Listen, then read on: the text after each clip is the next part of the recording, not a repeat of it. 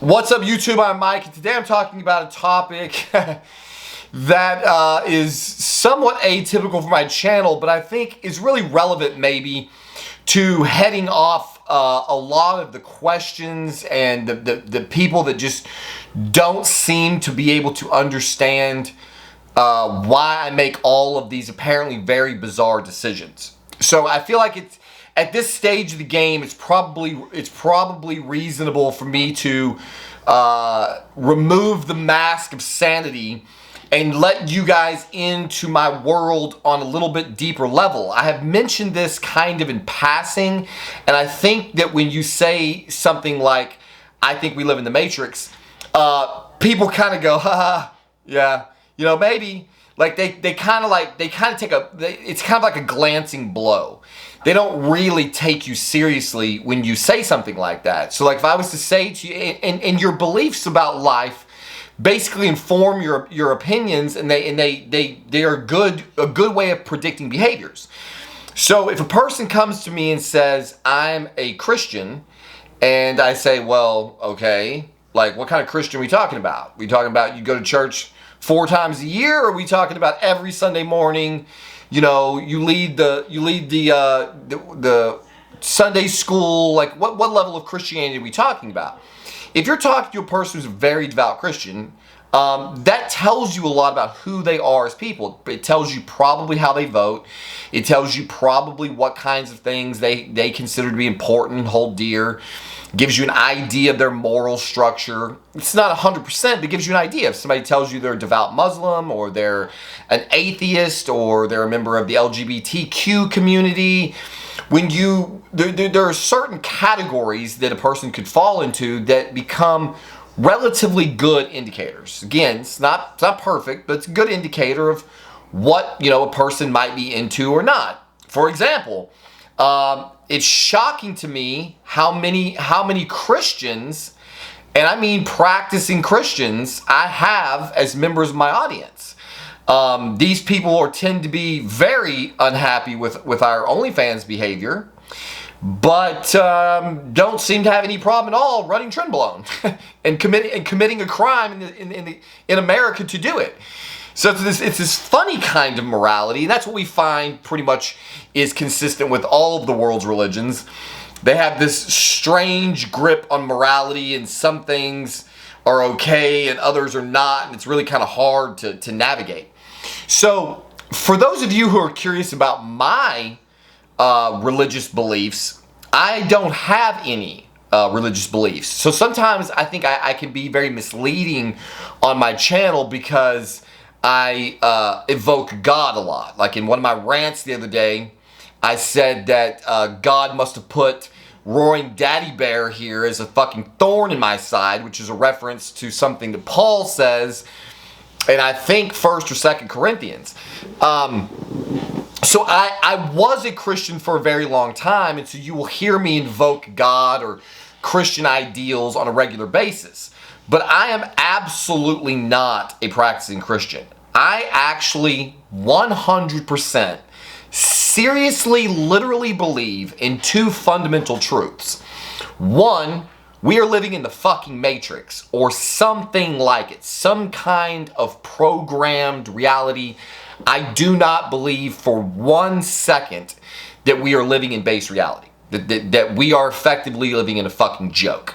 And that because of that fact, there is no objective morality. I do not believe in any kind of objective morality. So when somebody comes to me and says, you know you're doing wrong, you know this such and such is not right. Actually, no, I don't. I don't know that. In fact, I don't believe it's even possible. I do not believe in any kind of objective morality at all, period. There is no right and wrong. Things just are. There are things that I want to have happen to me and that I don't want to have happen to me. There are certainly things that a person could do to me or one of my family members that would incur my wrath. But understand that my reaction to those things that I don't like will not be constrained by laws of man or God or anything else, because I just do not give a fuck. I don't believe there is any entity on this planet or in this existence that has any true authority over me. So my willingness to obey any law is out of pure convenience. It is not because I have any respect for authority at all, period. I only tend to follow laws because having to go through the adjudication process of getting a ticket or getting a criminal charge is a real pain in the ass. I know this because I have been charged with many crimes in life, the vast majority of which I have defeated in a courtroom. So charging me with a crime is just the beginning for me. I tend to serve as my own attorney. I have represented myself in multiple legal cases, everything from criminal cases to child support cases to child custody cases to civil cases. I have successfully sued and won settlements from major corporations, or I should say threatened lawsuits against major corporations and been awarded sizable financial settlements. There is basically no rule I won't bend, no law I won't break to get the things that I want in life, because I don't believe that this society or that this existence that we are living in is quote unquote real. I think that we are living in a fucking game world. And so when people tell me that I shouldn't do something because it's bad for my health, I'm constantly reminded of the scene in The Matrix when Morpheus is fighting Neo and he's kind of kicking his ass, and Neo's laying on the ground and he's panting, and Morpheus says, "Do you believe that's oxygen you're breathing? Like, really? You know you're in the Matrix. You know you're in a computer simulated world. You're deep breathing over here. What do you think you're breathing? Air?" And that's how like kind of comical the world we live in is to me. The world we live in is to me. The only thing I try to avoid on this planet is suffering. So I want to maximize my pleasure and reduce my suffering to the best of my ability. But longevity is not a factor for me. Clearly. So when you people get into the comment section and start advising me on all the, people love to say, "Oh, all this trend he's doing is probably taking 10 to 15 years off his life." Okay, cool. Don't give a shit. You do realize that you're going to die soon. Okay, cool. Don't give a shit. I don't believe any of this ultimately matters. The catch-22 to that, although, is that we are clearly in some kind of existence, and so we sort of behave as if we're in control. Which brings me to the second point that's really going to fuck with a lot of your minds, and that is that I absolutely 100% do not believe that we have agency. Which means I do not believe that the human animal or any other animal or any other thing on this planet has free will. I do not feel, well, and it's not about feeling, I feel like I have free will, but science has proven beyond the shadow of a fucking doubt that every single one of the choices that we think we make in life are actually just products of causation. Anything that you choose is the product of prior causes for which you are not in control of and are not responsible for. So if you tell me you're a Christian, odds are you were raised in a Christian home. It wasn't a choice you made. You just are what your parents are. If you're a Muslim, if you're an atheist, if you're, nobody chooses to be black. If you're a black person living in America, for example, you have you have an experience of life that is very different than mine. I feel quite certain. I feel quite certain that black people living in America experience things that white people can't even fathom. And so your life and every decision that you make and every thought that you have is in a way different than mine, purely because of the color of your skin, purely because of the fact that you were born into a society that treats people of different races differently Therefore, your experiences have been different, and therefore your views on people and situations are different, and this has nothing to do with your freedom of choice. The neuroscientist Sam Harris says, we are only free to choose from that which occurs to us to choose. That's as far as we are free. But we don't author our thoughts. So what is the next thing I'm going to say? I have no idea. This is not scripted. Whatever comes out of my mouth next is just going to be what entered my brain before I started speaking. So like I could sit here and suddenly start talking about anything. Look, my son's walking in the middle of my video. I didn't cause this. This is a perfect example of now my attention has been taken away from this video by something that was totally out of my control. And now I'm talking about something that I didn't intend to talk about in this video because of a causal factor that I was not in control of. See, there's no agency to be found here. So we live in a world that is not real, and we have no control over our lives. We are basically just bots in a video game. The human consciousness is nothing but an observer effect. Everything that's coming out of my mouth is coming from someplace. I don't even know where it comes from. Like I said, it's not scripted. So every word that's coming out of my mouth is appearing in consciousness, and then my brain is uttering it onto this camera. And I'm hearing what I'm saying at the same time you are. Which is why sometimes I'm like my greatest fan. The number of times that I'll rewatch one of my videos, the video that I shot, I think last night, about busting the long Esther myth, I've watched that video 4 fucking times front to back. I watch my own videos and I'm like, wow, that guy's really fucking smart. Because it doesn't feel like me. This thing that I call consciousness is purely an engine that clearly just observes the world around us. Our consciousness is even observing ourselves. So at the end of this video, before I publish it, I'm going to go back and replay it to hear all of the things that I said, because I couldn't possibly process them all as I was saying them. If you catch in my videos me misspeak or something, like in that video busting the long Esther myth, there was multiple times in the video where my math is totally busted. I said, at one point I explained, this is where, at the 24-hour mark, you have 40 nanomoles of testosterone in your system. And then at the 48-hour mark, you still have about 40 nanomoles. And then I said at the 36-hour mark. What I meant was the 3-day mark. Obviously, we don't go from 24 hours to 48 hours to 36 hours. We go from 24 hours to 48 hours to 3 days. But my thoughts were flowing so rapidly that I didn't even catch it when I said it to correct it.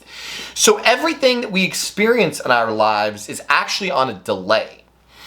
Oh, there's a funny test that Sam Harris talks about. He says, if you take the tip of your finger and touch it to the tip of your nose, you'll notice that it feels like they happen at the same time. It feels like the tip of your finger touches the tip of your nose at exactly the same time. And this is proof that your experience is being buffered by your brain. That it's on a delay, kind of like a radio show or a fucking TV show. Because the distance so when you touch your nose, the reason you feel your nose is because there are nerve endings that travel from your nose to your brain. And those nerve endings transmit that data. So the distance that the data from your nose travels to your brain is substantially shorter than the distance that the input from your finger has to travel all the way up your arm to your spinal column to your brain. So in reality, there's no possible way that you could get a signal from your fingertip and the tip of your nose at the same fucking time. But that's the way it feels to us. It feels like it's happening at the same time, even though we intellectually know that it couldn't possibly be happening at the same time. Because the brain basically buffers data. Just like on YouTube, you'll notice that YouTube buffers, right? It downloads a part of the video in advance so that you don't have any stuttering and stopping your videos. That's really annoying. The brain is getting data from all of its sensory gear at different speeds and at different rates. The speed of sound travels at one rate. The speed of light travels at a different rate. You know, the input from the eyes is different from the input from the ears or from the tactile organs. So your brain is getting all of this data, and it's buffering it, and then it's presenting it to your consciousness, and that's what you call the human experience. What you call the human experience, what you think is happening in real time, is actually on a delay. You are observing. You are nothing more than the observer of your body, of the totality of your body's processes. We live in a fairy tale world, and some people take this fairy tale world very, very seriously. They imagine that in this fairy tale world there is a God, and that he really, really cares if you kill your baby or somebody else kills theirs. That he really, really cares what kind of videos you watch. And if you look at a girl and her nipples exposed, then you could be in a lot of trouble. Some gods even really, really care about what kind of foods we eat.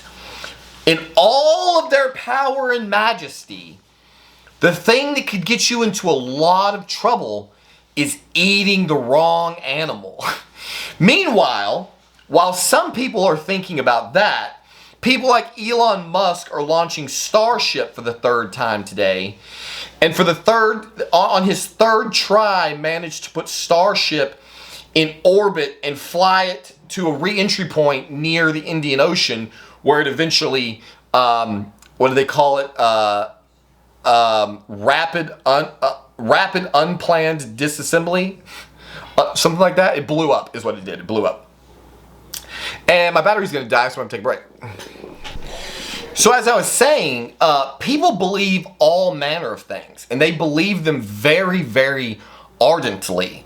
And so I'm trying to impress upon you that that as much as you may be convinced that Jesus Christ is your Lord and Savior, however certain you are that one day you're going to be in heaven with all of your loved ones, I am that certain that your God doesn't exist and that we live in some kind of programmed reality whereby we do not even have free will to make any real decisions with our lives.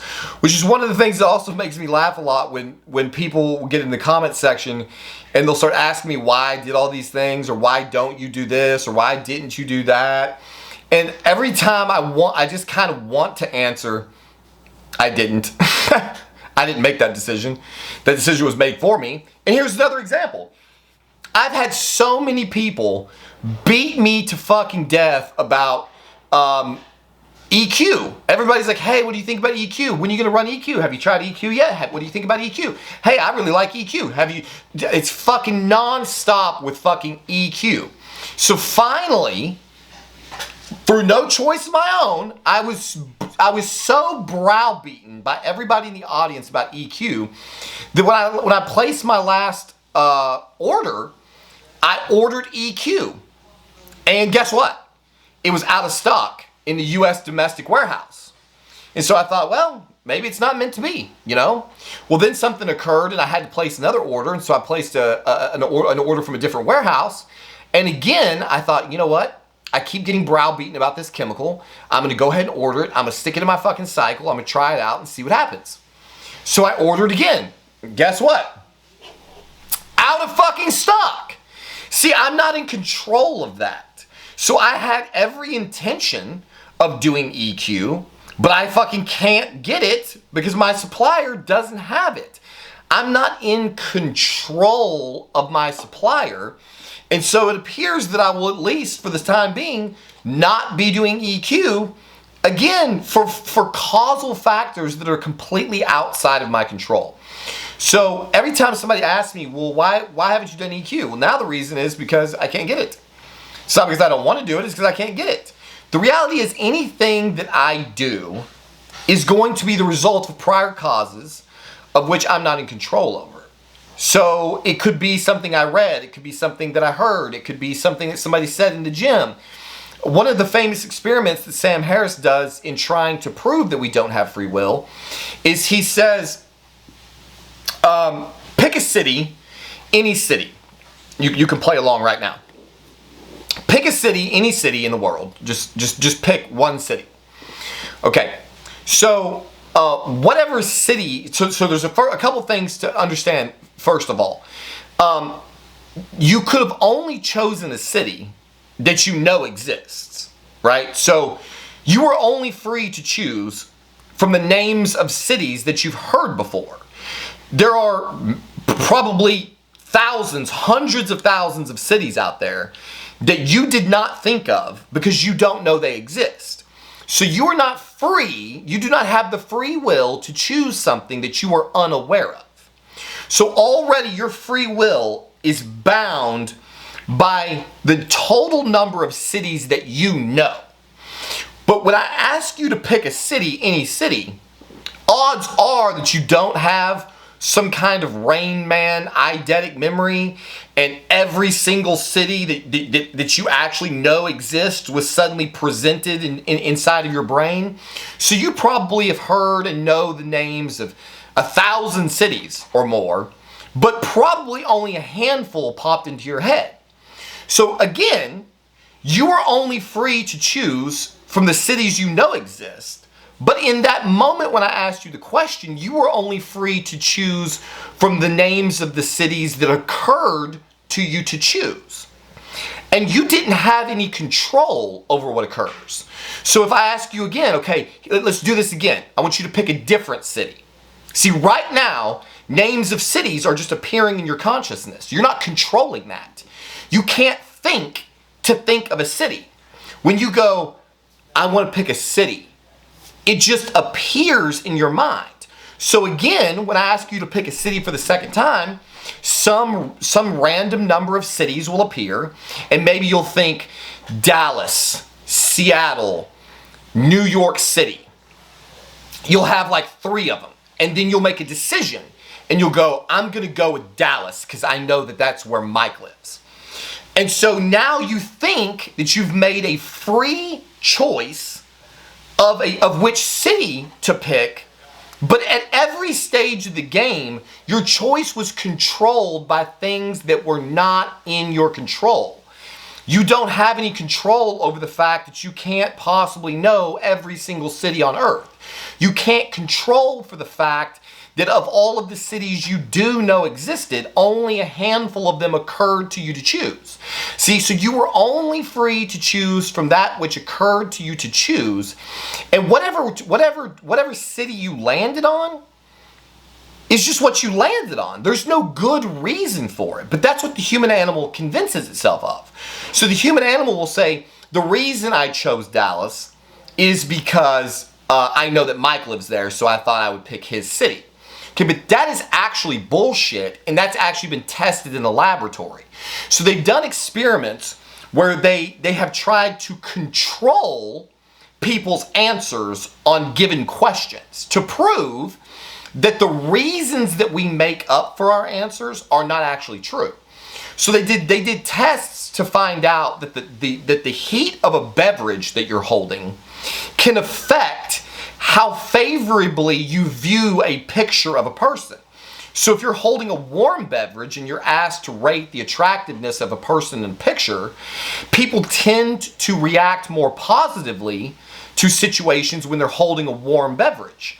When they're holding a cold beverage, they will tend to react more negatively to situations. So knowing that a hot or cold beverage can affect the way a person rates someone else, then we can do a study where we give a group of people hot and cold beverages and ask them to give their opinion on a matter. And then when you ask them why they were so negative or they were so positive, they will confabulate an answer. They will say, oh, well, I just thought he was really attractive because I like the color of his eyes. And, well, I found him unattractive because I don't really particularly like that haircut. When the truth of the matter was, it was just as likely, if not certainly, that the temperature of the beverage in their hands that was playing a factor in how they viewed the participants in the study.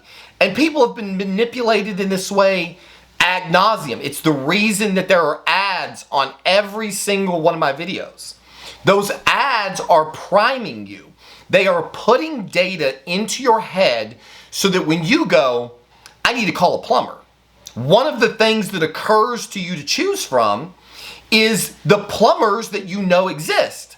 So if the only plumber's name that pops into your head is the ones that you've heard on commercials, then you weren't free to make that choice. You were programmed by the commercial to pick one of the plumbers that they wanted you to pick because you were only free to choose from that which occurred to you to choose.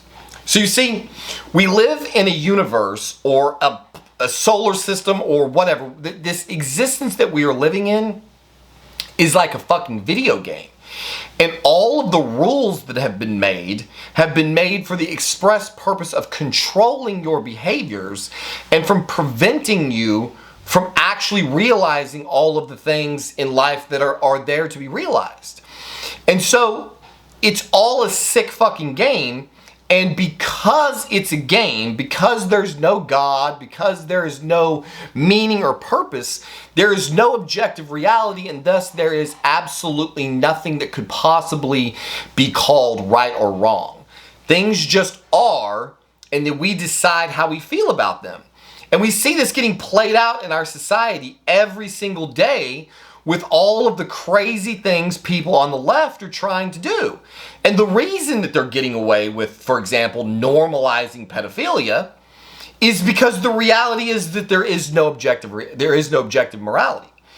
Pedophilia is absolutely reprehensible to the vast majority of people that exist on this planet.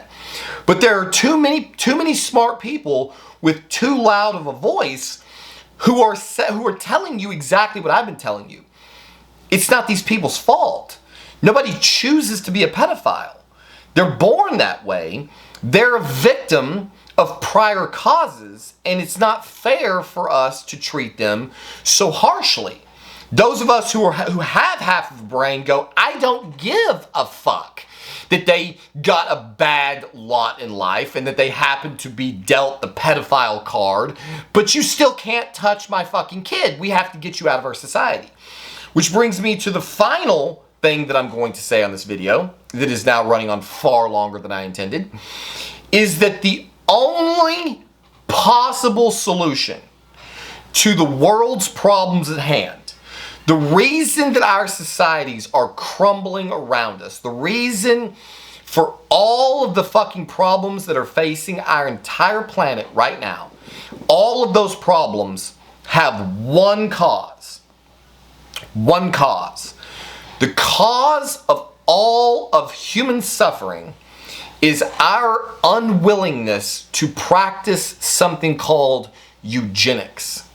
Eugenics is the only way to build a viable civilization, and we have tried it in the past, but the masses at large will reject this idea until the end of time, and it is going to be the sole reason that our species is going to go extinct.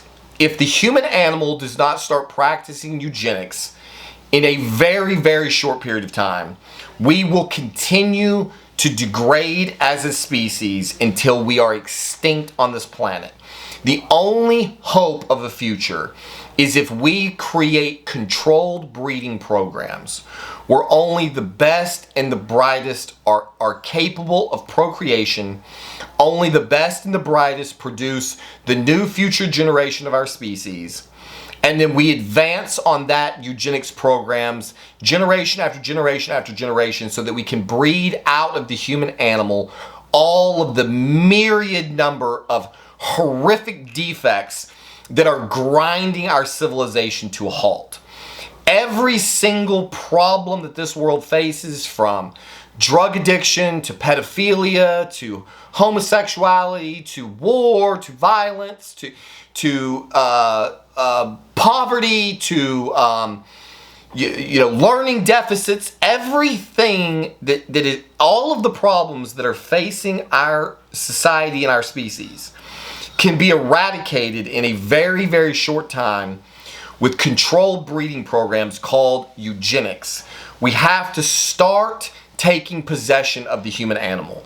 We already do it with our fruits and our vegetables and our dogs and our cats and our plants and trees and everything else in our entire fucking existence. We have figured out that controlled breeding programs to create the best bananas, the juiciest tomatoes and strawberries, grapes that can grow in just about any known environment.